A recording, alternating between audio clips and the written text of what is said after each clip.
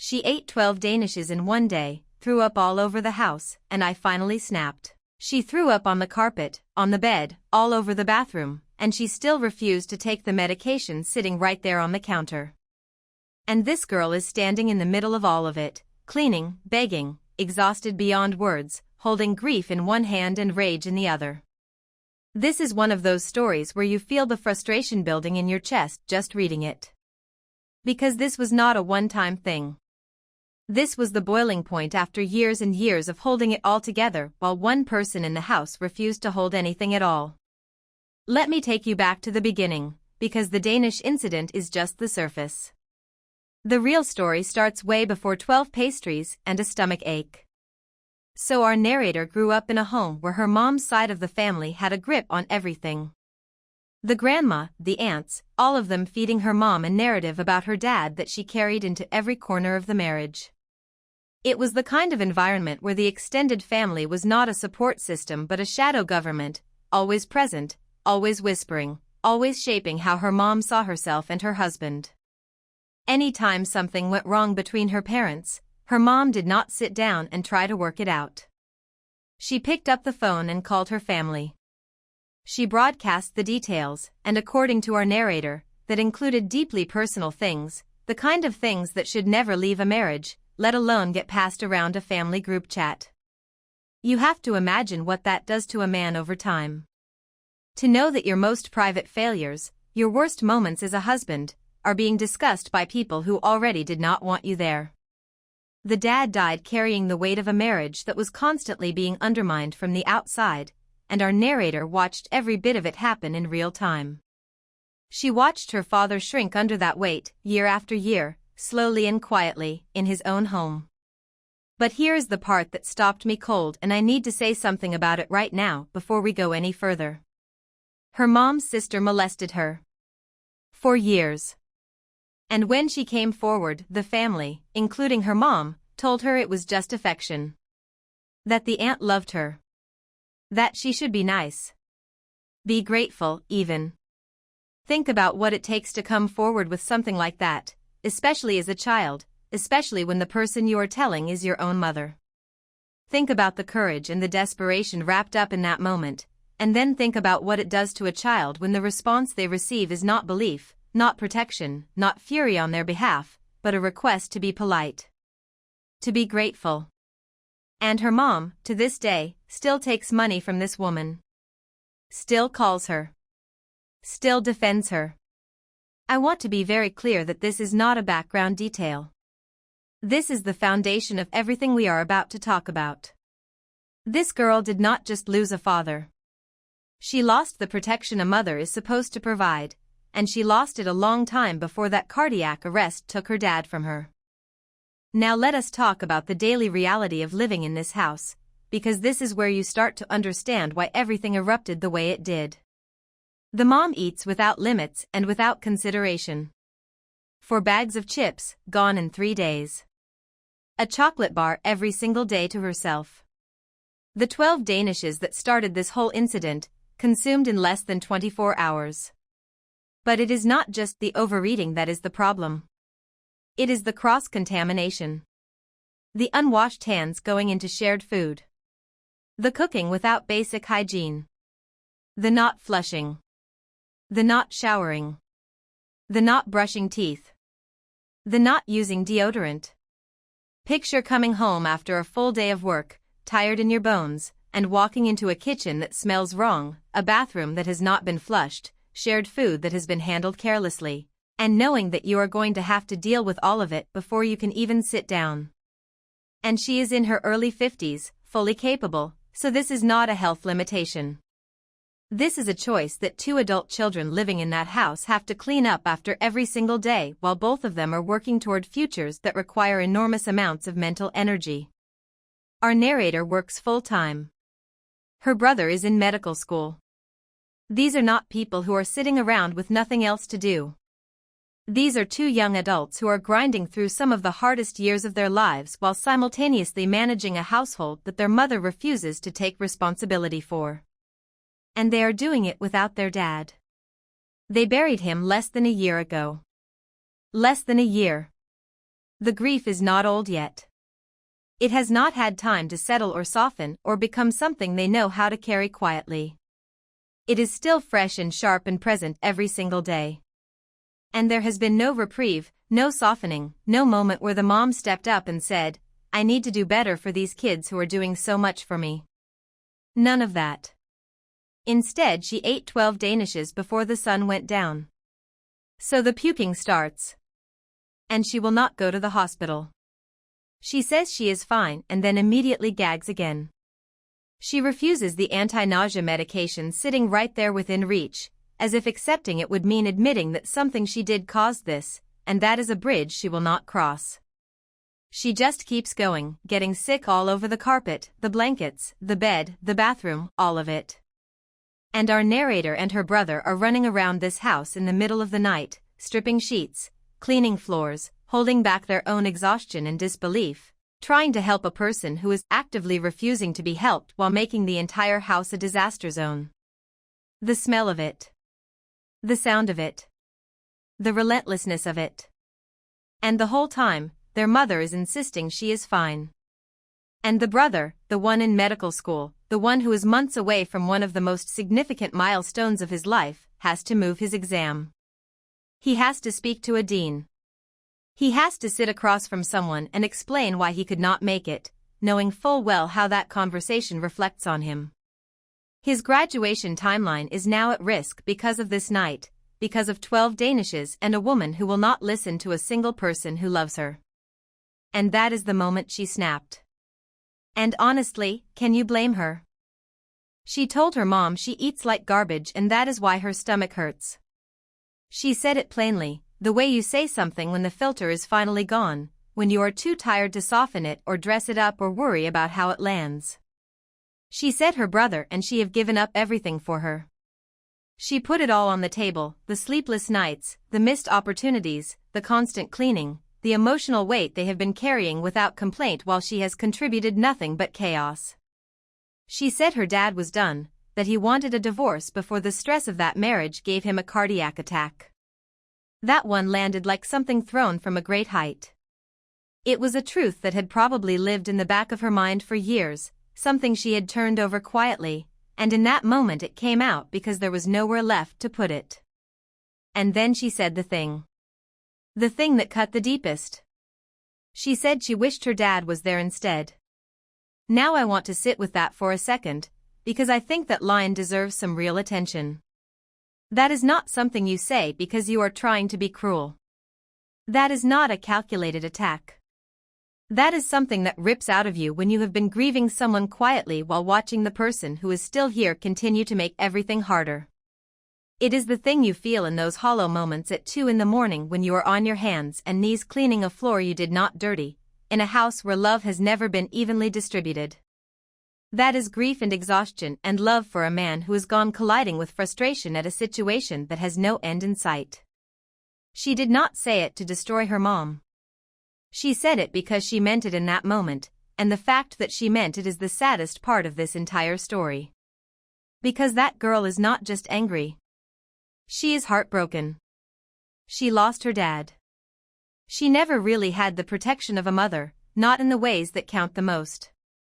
She is working full-time, finishing her last semester of school, cleaning up messes that are not hers to clean, managing a household that keeps falling apart, and carrying the weight of a trauma that her own family told her was not real.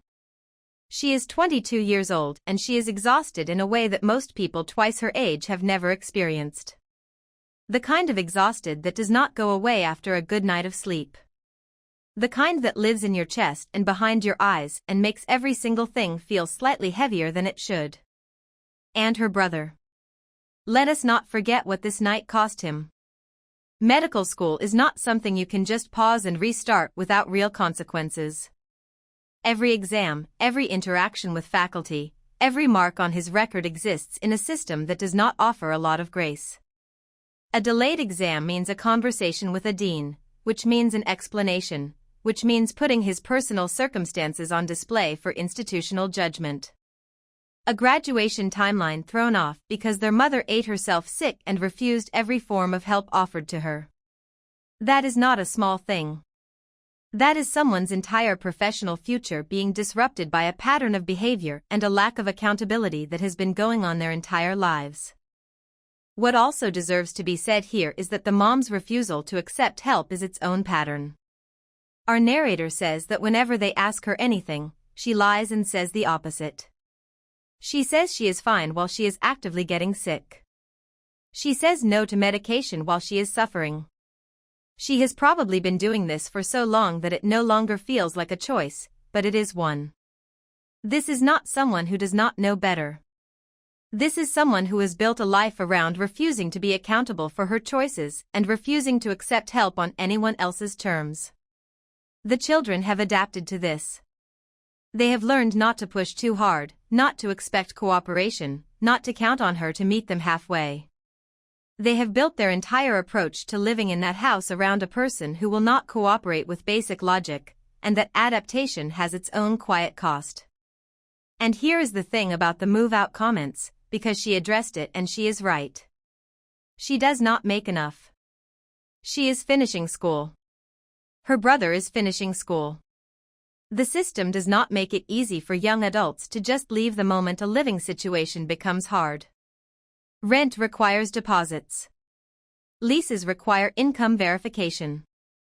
Moving requires time and money that people in their final stretch of school and early careers simply do not have in abundance. And beyond the financial reality, there is the emotional one. They are not staying because they do not see what is happening. They are staying because leaving would mean leaving each other, leaving a home that still holds the memory of their father, walking away before they have the solid ground beneath them to do it responsibly. They are doing what they can with what they have, and choosing to grind through it rather than abandon each other or walk away from their education. That deserves acknowledgement, not criticism. She also carried something in that moment that I think gets overlooked. She mentioned her dad died from stress. From cardiac arrest brought on by the pressure of that marriage. And she is living in that same pressure now. She walks through the same front door her father walked through. She breathes the same air. She manages the same chaos. She is 22 and she is already intimately familiar with what long-term stress does to a body because she watched it kill her father.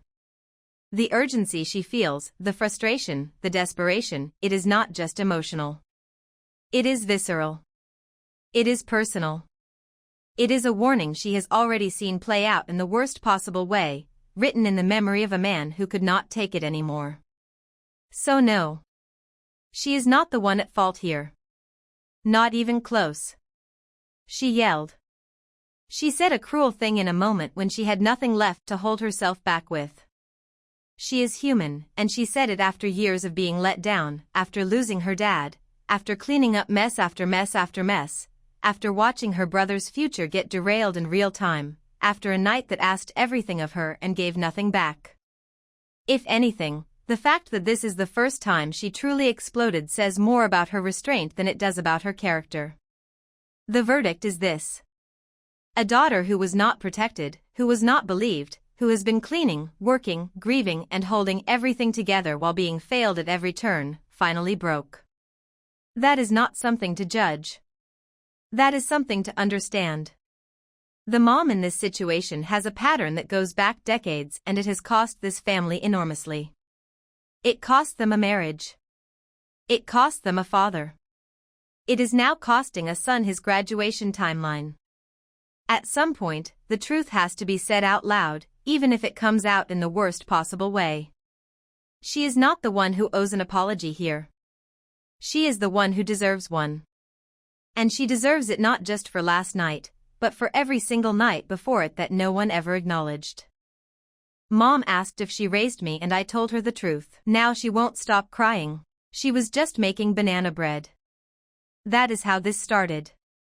Standing in the kitchen, doing something warm and quiet and ordinary, and then her mom made a joke and everything cracked open. Some conversations start because someone chooses them. And some conversations start because the truth has just been sitting there long enough that it finally falls out on its own. The background here matters a lot, so let us move through it carefully, because without it you cannot fully feel the weight of what happened in that kitchen. Our narrator grew up in a home built around chaos. Her mom was in an abusive relationship with her dad when she was young, and after they left that situation, something between them never quite repaired itself.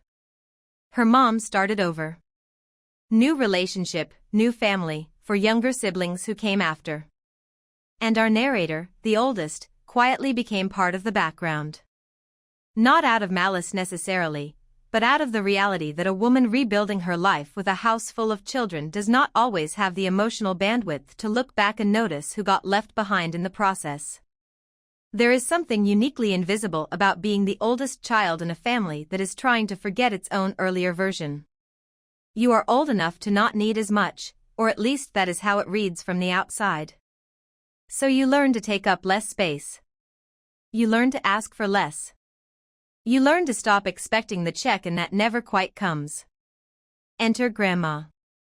Because in every family where there is a gap, someone steps into it, and in this family it was the grandmother. She taught our narrator how to cook, how to bake, how to clean, how to take care of herself. She showed up for the small everyday moments, the ones that do not feel significant until you are older and you realize they were actually everything. She was the one who checked in emotionally. The one who noticed when something was off before the words were even there yet. The one who made her feel seen in a house that was loud and full and somehow still lonely for the girl who did not quite fit into the new version of the family being built around her. There is a particular kind of loneliness that comes from being surrounded by people and still feeling like a visitor in your own home, like everyone else got the script and you missed the day they handed it out. Grandma was the one who handed her a different script entirely. One that said you belong here. One that said I see you. Grandma was not a bonus. Grandma was the foundation. So when her mom made that comment in the kitchen, "Well, I raised you right," it was not a neutral joke. It landed wrong because it was wrong. And our narrator said so. Now here is where I want to acknowledge something, because our narrator did not say what she said to wound her mom. She said it because it was true, and because her mom asked the question in a way that clearly expected a certain answer. She said, "Grandma raised me." And that sentence, as simple as it is, carried about 15 years of unspoken reality in it. She was not swinging a weapon. She was just finally, in one quiet moment over a mixing bowl and the smell of ripe bananas, telling the truth out loud for maybe the first time. And the truth does not always announce itself with drama. Sometimes it just slips out because the conditions finally made it possible. Her mom got defensive immediately. Called her ungrateful. And then, and this is the part that really strikes me, she shifted tactics entirely and asked something far more vulnerable. She asked what it feels like to be around her. She asked whether her daughter feels safe and loved and protected around her as a mother. And that question put our narrator in an impossible position, because it was honest and raw and also deeply unfair to ask in the middle of an argument that her mom had just escalated. Think about what that room must have felt like in that moment. The banana bread still sitting there. The warmth of the oven still in the air. And suddenly two people standing across from each other in a conversation that had grown completely beyond either of them. Because think about what that question actually demands. It demands that the daughter either lie and say everything is fine, or tell the truth and hand her mom a weapon to get hurt with. There is no gentle version of the true answer to that question. And our narrator knew it. She could feel both options in front of her and understood that neither one led somewhere good. So she froze. And then she said she did not know. Which was, honestly, probably the kindest and most honest thing she could have said in that moment. That is a brutal place to be standing. But her mom pushed further. And eventually our narrator admitted that she does not think her mom has done the greatest job as a mother. And that opened the floodgates. Her mom started saying she is ungrateful, that she basically does not love her. And now the story has spread. Her mom is telling people that her daughter said she does not love her, which is a very deliberate misrepresentation of what was actually said. Our narrator said she does not feel emotionally connected to her mom the way she does to her grandma. That is not the same thing as not loving her.